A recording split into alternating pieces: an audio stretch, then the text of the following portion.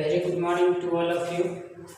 Gayatri school Sanchore के YouTube channel में आप सभी का स्वागत है। साथ ही आप गायत्री स्कूल सांचौर के यूट्यूब चैनल को सब्सक्राइब करें, लाइक शेयर एवं कमेंट जरूर करें और साथ ही साथ गायत्री कॉलेज सांचौर के यूट्यूब चैनल को भी सब्सक्राइब करना न भूलें।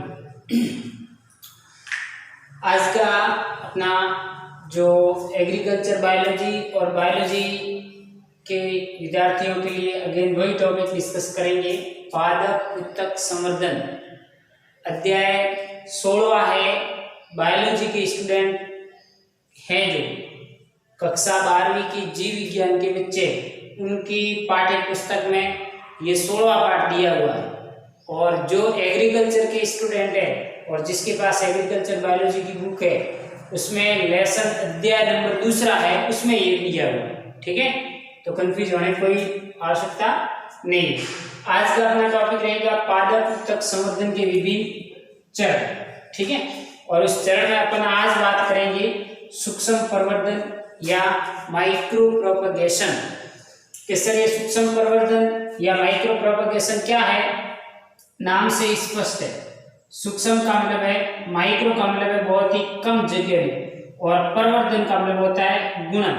प्रवर्धन को अपन कहते हैं गुणन, और गुणन किसका करना, पादपों का करना। पादपों के गुणन की जो प्रक्रिया है उसको सूक्ष्म प्रवर्धन कहते हैं। तो अपन इसको सिंपल सी डेफिनेशन कह सकते हैं कि इस विधि के द्वारा कम समय में, कम जगह में, कम जगह में मात्र वृक्ष प्लांट से या मात्र पादप से उनकी एक्स प्लांट को लेकर के अपन बहुत सारा मल्टीप्लिकेशन है वो पादपों का कर सकते हैं, और छोटे छोटे प्लांट पौधे, प्लांट लेटेव निर्मित कर सकते हैं। इस विधि को सूक्ष्म प्रवर्धन या माइक्रो प्रोपगेशन कहते हैं। अब सूक्ष्म प्रवर्धन विधि के अंतर्गत क्या है, पीटीसी पादप उत्तक संवर्धन तकनीक द्वारा एक संपूर्ण पादप का विकास किया जा सकता है। और ये जो संपूर्ण पादप को पूर्ण विकसित करने की जो विधि है, एक मेथड है जिसके माध्यम से अपन ये कार्य संपादित कर सकते हैं, इसको सूक्ष्म प्रवर्धन या माइक्रो प्रोपगेशन के नाम से जाना जाता है। ये माइक्रो प्रोपगेशन की जो संपूर्ण प्रक्रिया है ये लैब में 4 चरणों में पूरी होती है। और वो 4 चरण कौन कौन से हैं और कौन से चरण में क्या कार्य संपादित किया जाएगा, इसके बारे में आपको बताएंगे। तो एक होता है शून्य चरण, 0 चरण, प्रथम चरण, द्वितीय चरण, तृतीय चरण और चतुर्थ चरणों में होकर के ये प्रोसेस पूरी क्या होती है, पूरी 0 पहला, दूसरा और तीसरा, चौथा। इसमें ये 3 चरणों में है, पहला, दूसरा, तीसरा और चौथा, ऐसे 3, लेकिन चरण कितने हो गए, 4। अब इस 4 चरणों में क्या कार्य संपादित किया जाता है, इसको आप थोड़ा सा ब्रीफली मैं कर देता हूं, फिर 1 बाय 1 चरण को आपको डिनोटेड याद करवा दूंगा। सबसे पहले क्या होता है कि अपने को जिस पादप से उनका गुणन करना है, ठीक है। फॉर एग्जाम्पल अपन मात्र वृक्ष के रूप में नींबू ले सकते हैं, आम है, मान लो आम की बात कर लेते हैं कि आम है, नींबू है, अमरूद है, ऐसी कोई अनंत किस्म का पादप है, ठीक है, बड़ा वृक्ष है, उस वृक्ष को अपन मात्र वृक्ष कहते हैं। क्या कहते हैं, मात्र वृक्ष। अब इस मात्र वृक्ष से अपन एक्स प्लांट का क्या करेंगे, सिलेक्शन करेंगे। क्या करेंगे, सिलेक्शन। एक्स प्लांट का सिलेक्शन। आप अब संवर्धन का प्रकार आपके पास क्या है, आप संवर्धन की विधि कौन सी अपना रहे हैं, जड़ के माध्यम से करना चाह रहे हैं, पत्ती के माध्यम से करना चाह रहे हैं, या परागकोश के माध्यम से करना चाह रहे हैं, या फिर भ्रूण कोश से निर्मित नया पादप निर्मित करना चाहते हैं। तो सबसे पहले जो आपका मात्र वृक्ष है, उस मात्र वृक्ष से आपको सेलेक्ट करना है एक्स प्लांट। एक्स प्लांट कुछ भी ले सकते हैं, कोई भी एक्स प्लांट ले सकते हैं। कि सर ऐसा कोई भी ले सकते हैं, ऐसा क्यों है? ये पहले अपन जब हिस्टोरिकल डेवलपमेंट इसका विकास पढ़ रहे थे उसमें बता दिया था कि इसमें पूर्ण सशब्दता का गुण पाया था, टोटिपोटेंसी का गुण पाया जाता, और टोटिपोटेंसी की गुण पाए जाने के कारण आप मात्र वृक्ष से कोई भी पादप का भाग लेकर के आप पूरे पादप को विकसित कर सकते हैं, और इस प्रकार विकसित हुआ पादप ट्री टू टाइप प्लांट की कैटेगरी के अंतर्गत आता है। यानी कि मात्र वृक्ष के जैसा का जैसा आपका नया बनने वाला पादप भी ऐसा ही होगा। एक्स प्लांट का सिलेक्शन कर लोगे, ठीक है। सिलेक्शन करने के बाद इसकी क्या करेंगे? वॉशिंग करेंगे। वॉशिंग मतलब धुलाई करेंगे। धुलाई आप टैप वाटर से कर सकते हैं, रनिंग वाटर, नल के वाटर के नीचे आप बहते जल में इसको धो देंगे ताकि कुछ डस्ट है और रेत के कण है आदि वहां से क्या हो जाए, हट जाए। और उसके बाद इसका कर लेंगे स्टरलाइजेशन। स्टरलाइजेशन ये कुछ टर्मिनोलॉजी अपन पहले पढ़ ली थी, क्योंकि वो टर्मिनोलॉजी जैसे कि ये एक्स प्लांट स्टरलाइजेशन है, ये बार बार दोहराते रहेंगे तो टर्मिनोलॉजी को आप स्टरलाइज करेंगे। स्टरलाइज करने के लिए अपने पास कुछ केमिकल थे, मर्क्यूरी क्लोराइड है, AgNO3 है, ठीक है। और उसके बाद इथेनॉल इत्यादि प्रकार के रसायनों से इसका सरफेस स्टरलाइजेशन है वो एक्स प्लांट का किया जाता है। और जैसे ही इसका स्टरलाइजेशन निर्जमीकरण हो जाता है तब अपने पास जो कृत्रिम संवर्धन माध्यम होता है उस कृत्रिम संवर्धन माध्यम में इसका क्या करते हैं, इनोकुलेशन किया जाता है, यानी कि वहां पर सरोपण किया जाता है। एक्स प्लांट को संवर्धन माध्यम पर स्थानांतरित करना, एक्स प्लांट को संवर्धन माध्यम पर स्थानांतरित करने की जो पूरी प्रक्रिया है इसको क्या कहते हैं, सरोपण कहते हैं। सरोपण हो गया। सरोपण कृत्रिम संवर्धन माध्यम पर इनोकुलेशन के बाद अब कुछ समय के लिए अपन उस संवर्धित की हुई प्रश्नली फ्लास्क या बीकर को 6-7 दिन के लिए कल्चर रूम के अंदर रख देते हैं। संवर्धन जो रूम होता है, कमरा होता है, उस संवर्धन रूम के अंदर रख देंगे। 6-7 दिन के बाद अपन देखेंगे कि वहां पर क्या निर्मित हो जाता है, कैलस बन जाता है। क्या बनता है, कैलस। कैलस क्या है, undifferentiated mass of the cell, कोशिकाओं का अविभेदित समूह क्या कहलाता है, कैलस कहलाता है।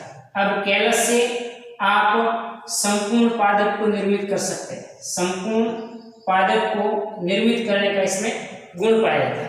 यह आप पे निर्भर करेगा कि आपने संवर्धन माध्यम या कल्चर मीडियम क्या बनाया। और कैलस से आप इंडिविजुअल एक अकेली जड़ बना सकते हैं, तना बना सकते हैं, और पूरा का पूरा संपूर्ण पादप भी निर्मित किया जा सकता है। तो सर ऐसा क्यों?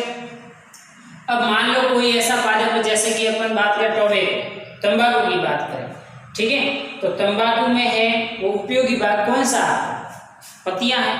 तो पत्तियों से जो तंबाकू या टोबैको प्राप्त हमें होती है, तो हम ऐसा क्या कल्चर मीडियम बनाए, कैसा संवर्धन माध्यम बनाए कि पादप का तना तो साथ साथ में मजबूत हुई, इसके अतिरिक्त इसकी पत्तियां हैं उसका साइज मतलब जो इसका आकार है वो क्या हो जाए, ज्यादा बड़ा हो जाए।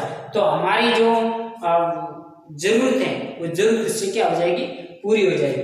ऐसे कुछ पादप है जैसे लिथोस्पर्मम, एक पादप है लिथोस्पर्मम, ठीक है। और ये लिथोस्पर्मम एक डाई देने वाला प्लांट है। और डाई मतलब रंजक, जो लिपस्टिक वगैरह आपके बनाई जाती है वो लिथोस्पर्म से बनाई जाती है। तो ये डाई है, रंजक है, अलग अलग कलर की होती है। और ये रंजक इस लिथोस्पर्म प्लांट की कहाँ से प्राप्त होती है, जड़ से प्राप्त होता है। कहाँ से प्राप्त होता है, जड़ से प्राप्त होता है। तो अब लिथोस्पर्मम का उपयोगी भाग क्या है, रूट है। तो अब पहले अपने को इस प्लांट से क्या बनाना, कैलस बनाना। क्या बनाना, कैलस। जैसे ही कैलस बन जाता है उसके बाद आप नया संवर्धन माध्यम बनाएंगे, नया कल्चर मीडियम बनाएंगे, और नए कल्चर मीडियम में जड़ को निर्मित करने की कंटेंट मात्रा है वो क्या रखेंगे, ज्यादा रखेंगे। जैसे ज्यादा रखोगे तो आपके कॉनिकल फ्लास्क या जो बायोरिएक्टर बने हुए उसके अंदर अधिक से अधिक मात्रा में क्या बनेगी, जड़ें बनेंगी। क्यों जड़ें क्यों बना रहे हैं, क्योंकि हमारा उपयोगी भाग ही क्या है, जड़। जड़ से जो डाई रंजित मिल रहा है वो प्राप्त होने वाला भाग कौन सा है? जड़। तो इस प्रकार से आप अपने अलग अलग संवर्धन माध्यम को निर्मित करके जड़ है, तना है, पत्तियां है, पुष्प है और संपूर्ण पादप को निर्मित कर सकते हैं। ये निर्भर करेगा कि आप कल्चर मीडियम कैसा बना रहे हैं, जिसमें पीजीआर प्लांट ग्रोथ रेगुलेटर जो पादप की वृद्धि को नियंत्रित और बढ़ाने का क्या करते हैं? काम करते हैं। तो उसमें आपके ऑक्सीजन और साइटोकाइनिन का जो रेशियो है वो उसके ऊपर निर्भर करेगा कि क्या जड़ बनेगी या पत्तियां बनेगी। कैलस बन गया। कैलस के बाद आप नया संवर्धन माध्यम बना करके इस कैलस को वहां से ट्रांसफर करोगे दूसरे संवर्धन माध्यम में। जैसे ही दूसरे संवर्धन माध्यम में बनाओगे तो धीरे धीरे पादप का संपूर्ण विकास होना क्या हो जाएगा? शुरू हो जाएगा। जैसे ही पादप का संपूर्ण विकास शुरू हो जाता है उसके बाद आप धीरे धीरे इसकी दृढ़ीकरण एक्लेमेटाइजेशन कंडीशन की ओर ले जाओगे। ठीक है, एक्लेमेटाइजेशन मतलब बाहरी वातावरण के अनुसार पादप को एडप्ट करना। बाहरी वातावरण के अनुसार पादप को क्या करना? एडप्ट करना। तो इसको एडप्ट करने के लिए आप धीरे धीरे प्लांट को ले जाएंगे ग्रीन हाउस में। कहाँ ले जाएंगे? ग्रीन हाउस में। जैसे ही ग्रीन हाउस में ले जाएंगे तो ग्रीन हाउस में भी एक बड़ा सा ग्रीन हाउस घर होता है। उस घर के अंदर अलग अलग कंपार्टमेंट होते हैं, अलग अलग भाग होते हैं और उस अलग अलग भाग में अलग अलग जगह पर प्रकाश, ताप, रिलेटिव ह्यूमिडिटी, आर्द्रता, नमी, ये सब चीजें हैं वो अलग अलग जगह पर अलग अलग निर्धारित मात्रा में होती है। जैसे ही आपने कल्चर रूम से पादप को हटा करके कहाँ रख रहे हो? ग्रीन हाउस में रख रहे हो। तो जैसे ग्रीन हाउस में रखेंगे तो पहले जो फैन सेक्शन है पास वाला, जहाँ पर रिलेटिव ह्यूमिडिटी अधिक है, आर्द्रता अधिक है, तापमान और प्रकाश जितनी कंटेंट मात्रा में चाहिए इतना ही है। अब धीरे धीरे हार्डनिंग यूनिट की ओर आप ले जाएंगे। हार्डनिंग यूनिट का मतलब है कि पादप अब जो नवोदित नया पादप विकसित हुआ है उस नए पादप में हार्डनिंग करवाना। और हार्डनिंग का मतलब होता है कि पादप को बाहरी एनवायरनमेंट के अनुसार डालना, ताकि जैसे ही अपन इस ग्रीन हाउस से नर्सरी से पादप को अपने खेत के अंदर या फील्ड में लगाएंगे तो पादप की मृत्यु नहीं हो, प्रत्यक्ष रूप से इसकी मृत्यु नहीं हो। इसलिए पादप में एक्लेमेटाइजेशन कंडीशन का मतलब होता है कि सेल वॉल का धीरे धीरे क्या करवाना? विकास करवाना। तो ग्रीन हाउस में रखेंगे। ग्रीन हाउस के बाद अपन प्लांट को कुछ समय के लिए कहाँ रखेंगे? नर्सरी में रखेंगे। जो shade green house green colour के जो शेड बने होते हैं उसके अंदर अपन पादप को कुछ समय के लिए 10-15 दिन तक रखेंगे, ताकि धीरे धीरे जैसे जैसे तापमान बढ़ेगा, सूर्य का प्रकाश कभी कम आएगा कभी ज्यादा आएगा, तो बाहरी एनवायरनमेंट के प्रति पादप क्या हो जाएगा? एडेप्ट हो जाएगा। और जैसे ही उस नर्सरी के अंदर पादप एडेप्ट हो जाता है, अनुकूलित हो जाता है, अनुकूलित होते ही इसकी सप्लाई की जाती है किसको? किसान को, ताकि किसान अपने खेत में उसको प्रत्यक्ष रूप से बोए और बाहरी वातावरण का, बाहरी एनवायरनमेंट का भी उस पादप के ऊपर कोई नेगेटिव प्रभाव नहीं पड़े। तो ऐसा काम है वो सूक्ष्म प्रवर्धन विधि के माध्यम से inside the laboratory condition, lab के अंदर कम जगह में हजारों लाखों की संख्या में पादप निर्मित करके किसान को सप्लाई है वो की जाती है। वो इन 4 चरणों में पूरे 0 चरण, प्रथम चरण, द्वितीय चरण और तृतीय चरण। तो ये चरण में अभी मैंने आपको बता दिया कि एक्स प्लांट से संपूर्ण पादप किस प्रकार से निर्मित करते हैं। अब इसकी साइंटिफिक लैंग्वेज मैं आपको यहाँ पर नोट करके बता देता हूँ। तो ये जनरली इंट्रोडक्टिव वाला पार्ट मैंने आपको बता दिया कि अपन किस प्रकार से है वो इन चरणों से गुजर सकते हैं। अब है पहला पादप संवर्धन तकनीक में सूक्ष्म प्रवर्धन का पहला चरण है वो आपका है शून्य चरण। शून्य चरण के अंतर्गत अपन क्या करते हैं कि पीटीसी तकनीक को सप्लाई तैयार करने के लिए पहले तैयारियां की जाती है। पूर्व तैयारियों का जो चरण है वो कौन सा चरण रहेगा? आपका शून्य चरण। इस चरण में पादप उत्तक संवर्धन के लिए पूर्व तैयारी की जाती है। इस दौरान 2 प्रकार की तैयारियां की जाती है। पहले एक्स प्लांट का चयन, selection of the explant and pre treatment, और दूसरा sterilisation of the explant. B part इसका रहेगा वो रहेगा स्टेरिलाइजेशन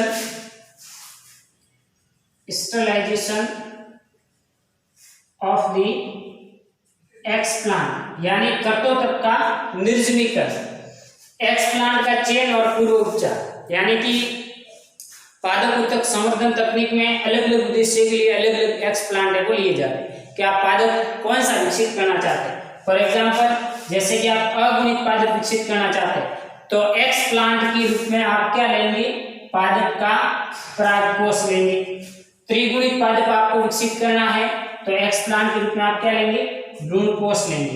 कैलस बनाना है तो पादप का कोई भी भाग, बीज है, जड़, तना, पत्तियां, पादप के संपूर्ण भाग का कोई भी भाग लेकर के आप कैलस को निर्मित कर सकते हैं। यदि वायरस फ्री प्लांट आपको निर्मित करना है तो आप पादप का सूट, एपिकल मेरिस्टेम या इसको कहते हैं शिरस्त्र विद्युतक है वो क्या लिया जाता है, काम में लिया जाता है। तो आप अलग उद्देश्य कैलस बनाना, त्रिगुणित पादप बनाना, वायरस फ्री प्लांट बनाना, इसको निर्मित करने के लिए अलग अलग उद्देश्य के लिए अलग अलग एक्सप्लांट आप इस प्रकार से पादप के अलग अलग भाग से ये ले सकते हैं।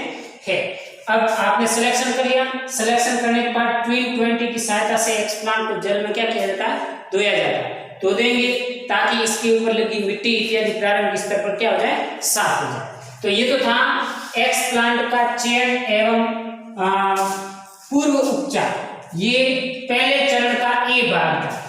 दूसरे चरण, पहले चरण का जो बी वाला भाग है वो है आपके sterilisation of the explant. B,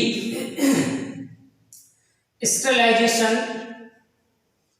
of the explant, यानी कि कैलस का निर्जमीकरण। और कैलस का निर्जमीकरण विभिन्न प्रकार के रसायनों से किया जाता है और वो रसायन कौन से हैं, AgNO3, silver, nitrate, HgCl2, mercury chloride और इथेनॉल जैसे रसायन होते हैं। ये रसायन आपको याद रखना है, सिल्वर नाइट्रेट, मर्क्यूरी क्लोराइड और इथेनॉल जैसे कुछ रसायन है, उस रसायनों की सहायता से एक्सप्लांट को क्या किया जाता है, निर्जमीकृत किया जाता है, ताकि अपन बाहरी वातावरण से एक्सप्लांट को ला रहे, तो बाहरी वातावरण से ला रहे तो क्या होगा कि इसके ऊपर कोई किसी प्रकार के पैथोजन है, वायरस है, जीवाणु है, अन्य कोई कोशिका होती है तो वो समूल क्या हो जाती है, नष्ट हो जाती है। तो इनको समूल नष्ट करने के लिए इन रसायनों की सहायता से क्या किया जाता है, उपचारित किया जाता है।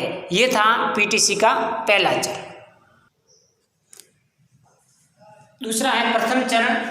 जैसे शून्य चरण पूरा हो जाता है एक्सप्लांट का चयन एंड स्टरलाइजेशन, उसके बाद अब इस चरण में जो पहला चरण है, इस चरण में क्या करेंगे, जो स्टरलाइज एक्सप्लांट है उस स्टरलाइज एक्सप्लांट को अपन संवर्धन माध्यम पर क्या करेंगे, स्थानांतरित करेंगे। तो इनोकुलेट संरोपण किया जाता है और जैसे ही संरोपण हो जाता है तो कुछ समय के बाद इस एक्सप्लांट की कोशिका है वो अनडिफरेंशिएटेड हो जाती, अविभेदित हो जाती और अविभेदित कोशिकाओं का समूह क्या कहलाता है, आपका कैलस कहलाता है। अब इस प्रथम चरण के अंदर किसका निर्माण होता है, कैलस का निर्माण होता है। और जैसे ही कैलस बन गया तो इस कैलस को आवश्यकता अनुसार अलग अलग संवर्धन माध्यम पर अलग अलग संवर्धन माध्यम पर डाल करके अपन अंग जनन की क्रिया को प्रेरित है वो कर सकते हैं। तीसरा चरण है द्वितीय चरण। द्वितीय चरण में अपन क्या करते हैं कि इस समय संवर्धन माध्यम का संगठन है वो अलग अलग होता है। अब अपने पास क्या बन गया, कैलस बन गया। अब कैलस से आप क्या जड़ बनाना चाहते हैं, तना बनाना चाहते हैं, पत्तियां या संपूर्ण पादप, तो इनके लिए आपके पास अलग अलग संवर्धन माध्यम होने चाहिए। जड़ बनाना तो जड़ के लिए संवर्धन माध्यम का संगठन अलग होगा, तना बनाना तो तने के लिए भी संवर्धन माध्यम क्या होगा, अलग होगा। तो यहाँ पर द्वितीय चरण में ऑर्गेनोजेनेसिस, अंग जनन, मतलब अंग को निर्मित करने का जो चरण है वो कौन सा चरण है आपका, द्वितीय चरण। और अब इसमें कैलस से ऑर्गेनोजेनेसिस की क्रिया को संपादित किया जाता है। अंग कौन सा बनेगा, जड़ बनेगा या तना बनेगा, ये निर्भर करेगा ऑक्सीजन और साइटोकाइनिन के रेशियो पर कि आप ऑक्सीजन कितना ले रहे हैं और साइटोकाइनिन कितना ले रहे हैं। अब आपको बताएंगे कि ऑक्सीजन की कितनी मात्रा होगी और साइटोकाइनिन की कितनी होगी तो जड़ और तना का विकास होगा। अब जो अपना द्वितीय चरण था जिसमें अभी आपको बताया था कि अलग अलग संवर्धन माध्यम निर्मित करके अपन कैलस बन जाता है, ठीक है। और कैलस के बाद अपन से मान लो कि आपको तना बनाना है या फिर क्या बनानी है, जड़, रूट प्रोसेस डेवलप करना। तो अभी बताया था आपको अलग अलग उद्देश्य के लिए संवर्धन माध्यम क्या होना चाहिए, अलग अलग होना चाहिए। और प्रथम चरण में आपको बताया था कि कैलस बन गया और द्वितीय चरण में ऑर्गेनोजेनेसिस, मतलब अंग जनन की प्रक्रिया संपादित होती है। तो अंग जनन, अब जो आपका कैलस था ना उस कैलस से सर जो द्वितीयक चरण में जो कैलस बना था उस कैलस से आप चाहते हो सर मैं तो तना बनाना चाहता हूं, तो आप तना कैसे बनाएंगे? जो आपका कैलस वाला संवर्धन माध्यम है उसी कैलस वाले संवर्धन माध्यम में आप साइटोकाइनिन और ऑक्सीजन का रेशियो क्या रखेंगे? हाईएस्ट रखेंगे। जैसे ही ऑक्सीजन और साइटोकाइनिन का रेशियो हाईएस्ट होगा तो आपके उस संवर्धन माध्यम पर विकसित होगा क्या? सूट, तना डेवलप होगा। और तना या सूट डेवलप होने की जो प्रक्रिया है उस प्रक्रिया को क्या कहते हैं? कैलोजेनेसिस के नाम से जाना जाता है। सिंपल सी बात है, जो द्वितीयक चरण में कैलस बना था उस कैलस से आप स्टेम बनाना चाहते हैं तो साइटोकाइनिन और ऑक्सीजन का रेशियो आप क्या रखेंगे? हाईएस्ट रखेंगे। ठीक है, हाईएस्ट रखते ही आपके उस कैलस वाले भाग से आपके संवर्धन माध्यम पर विकसित होगा क्या? तना। और इस प्रकार की जो तना विकसित होने की जो प्रक्रिया है उस प्रक्रिया को कहते हैं कैलोजेनेसिस के नाम से जाना जाता है। नहीं सर, हम तो कैलस से क्या बनाना चाहते हैं? जड़ बनाना चाहते हैं, रूट बनाना चाहते हैं, तो इसका उल्टा साइटोकाइनिन और ऑक्सीजन का रेशियो आप क्या लेंगे? कम लेंगे। जैसे ही कम लेंगे तो उस संवर्धन माध्यम पर उस कैलस से आपके क्या बनेगी? रूट बनेगी, जड़ बनेगी। और इस प्रकार जड़ बनने की प्रक्रिया को क्या कहते हैं? राइजोजेनेसिस के नाम से जाना जाता है। तो कैलस से कैलोजेनेसिस और कैलस से राइजोजेनेसिस की प्रक्रिया आप करवा सकते हैं। ये निर्भर करेगा ऑक्सीजन और साइटोकाइनिन की अनुपात पर। क्लियर? अगला चरण है तीसरा चरण। अब इस तीसरे चरण पर अलग अलग संवर्धन माध्यम बना करके अपन छोटे छोटे प्लांटलेट को बहुत संख्या में मल्टीप्लिकेशन कर सकते हैं। चौथा चरण है, इस चौथे चरण में जैसे ही पादप विकसित हो गया, जीरो चरण, पहला चरण, दूसरा, तीसरा और चौथे चरण, तीसरे चरण में पादप है वो बन जाता है। और जैसे ही पादप बन जाता है तो सर इस पादप को हमें दृढ़ीकृत और दशानुगलित या वातानुगलित, hardening and adaptation, hardening and adapt करना पादप को, यानी कि बाहरी वातावरण के अनुसार पादप को क्या करना? अनुकूलित करना। और बाहरी वातावरण के अनुसार उस पादप जो छोटा नवोदित बना पादप है उसको अनुकूलित और दृढ़ीकृत करने के लिए एक प्रक्रिया है, क्रिया है जिसका नाम है ग्रीन हाउस। ग्रीन हाउस, इस ग्रीन हाउस के अंदर ये सब काम संपादित है वो किया जाता है। जैसे ही पादप वातानुकूलित बाहरी वातावरण के अनुसार एडेप्ट हो जाता है, फलस्वरूप पादप की सप्लाई है वो किसान को की जाती है। और किसान जैसे ही अपने खेत के अंदर बोएगा तो बाहरी वातावरण का उस पादप के ऊपर कोई किसी प्रकार का नेगेटिव प्रभाव भी नहीं पड़ेगा और पादप सफलतापूर्वक सर्वाइव कर लेगा। तो ये टोटल थे अपने पादप उत्तक संवर्धन के 4 चरण। पहला था जीरो चरण। जीरो चरण में पादप उत्तक संवर्धन के लिए पूर्व में तैयारियां की जाती, जैसे एक्सप्लांट का चयन करना और उसका स्टरलाइजेशन करना। प्रथम चरण में अपन संवर्धन माध्यम पर एक्सप्लांट को स्थानांतरित करेंगे। जैसे ही स्थानांतरित हो जाता है द्वितीयक चरण में कैलस बनता है। द्वितीयक चरण में क्या बनता है? कैलस। तृतीयक चरण में द्वितीयक चरण में बना कैलस से ऑर्गेनोजेनेसिस की क्रिया को क्या किया जाता है? संपादित किया जाता है। कैसे की जाती है ये बता दिया, ऑक्सीजन और साइटोकाइनिन के अनुपात पर। और जैसे ही इसके ऊपर कैलस से अपन एक नया पादप विकसित करेंगे तो एक पादप तैयार हो जाएगा। जैसे ही पादप तैयार हो जाता है तो लास्ट और चौथे चरण में अपन उस पादप का दृढ़ीकरण एक्लेमेटाइजेशन करके ग्रीन हाउस में कुछ समय के लिए रख करके बाहरी वातावरण के अनुसार वातानुकूलित करके किसान को इसकी क्या की जाती है? सप्लाई की जाती है। तो आप इस प्रकार से सूक्ष्म प्रवर्धन तकनीक या पादप उत्तक संवर्धन तकनीक के माध्यम से, पादप उत्तक संवर्धन तकनीक माध्यम से किसी भी मात्र वृक्ष प्लांट से बहुत सारे एक्स प्लांट को लेकर के आप शूट, रूट और संपूर्ण पादप के मल्टीप्लिकेशन का कार्य संपादित कर सकते हैं। तो ये टेक्निक्स थी आपकी पादप उत्तक संवर्धन तकनीक। अब कि सर हमें शूट डेवलप करना है या रूट डेवलप करना है, कोई वायरस मुक्त पादप विकसित करना है तो वो कैसे करेंगे?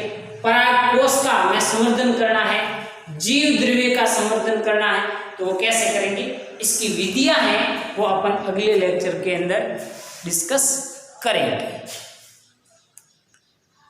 Thank you.